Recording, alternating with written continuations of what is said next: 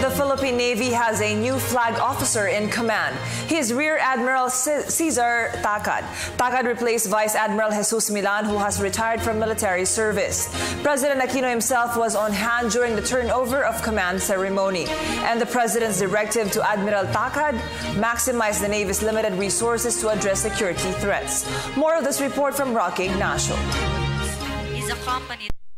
Aquino has lauded the armed forces of the Philippines, including the Philippine Navy, for facing the challenges in protecting the interests of the country despite of limited modern equipment in its fleet.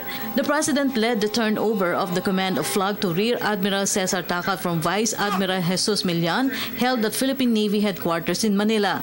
In his speech, the President expressed confidence with the Philippine Navy's new defense posture in protecting the country's territory. Kung sa lagay kasi ng panahon, nariyan ang DOST Pag-asa pagdating naman sa seguridad ng bansa. Napapanatag tayo dahil nariyan ang buong pwersa natin sa datang lakas, kabilang na ang hukbong dagat ng Pilipinas. Batid ninyong napakaraming hamon sa ating bansa.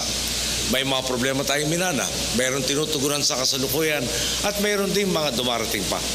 Bilang Pangulo, kailangan ko itong sagutin bago pa iharap sa akin. Kailangan itong tugunan, hindi mamaya na, kundi ngayon na. Isang halimbawa na lang ang naging misyon noon sa Ayungin Shoal. Nagkaroon ng pagtatangkang harangin na makinakailangan supply ng ating mga kawal na nakadestino sa BRP Sierra Madre. Ang tanong sa mga panahong yon, paano natin ito lalabanan? Di naman kailangan. Ang mga barkong humaharang galing sa isang bansang di hamak na mas malakas ang kakayahang pangmilitar kaysa sa atin. Kung ikukumpara nga, hindi bababa sa dalawang modernong sasakyang pandagat ang meron sila sa mga panahong yon. Tayo naman po, may dalawa rin. Pero mga fishing vessel po, na once a time po ay bago rin. Kumbaga sa boxing, parang pinagtapat ang isang heavyweight sa isang bantamweight. Di po ba't malinaw na hindi patas ang laban? Pero alam mo ninyo ang nangyari. Mission accomplished ng Philippine Navy. Tagumpay ang paghahatid natin ng supply sa Sierra Madre. Deado man tayo sa sasakyan at kagamitan, ang ating mga makawal hindi nagkulang sa tapang, diskarte at paninindigang tuparin ang tungkulin at ipangtanggol ang ating karapatan. The President and Commander-in-Chief has directed enhance the Navy fleet and improve its system. Tacad is the 35th flag officer in command of the Philippine Navy and has been in the service after graduating from the Philippine Military Academy, Sandigan Class of 1982. Ang napili nating hahalili bilang flag officer in command ng Philippine Navy, si Rear Admiral Cesar Tacad. Rear Admiral Tacad, gaya ng mga nauna sa iyo, hindi rin kita personal na nakilala o nakakasama.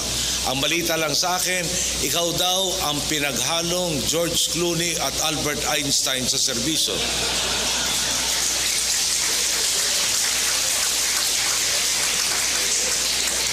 Sabi po nila, dahil sa celebrity look mo, marami raw ang nagpapaselfie sa iyo.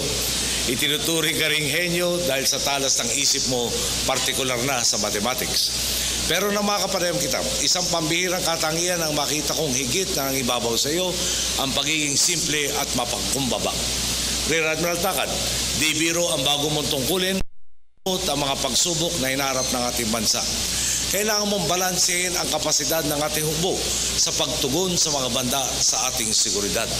Tiwala naman akong tulad ng ipinamalas mo sa puntong ito. Hanggang sa puntong ito ng iyong karera, higit ka pang magpapakitang gilas at titikin mong susulong ang Navy Strategic Sail Plan 2020 ng ating hukbong dagat.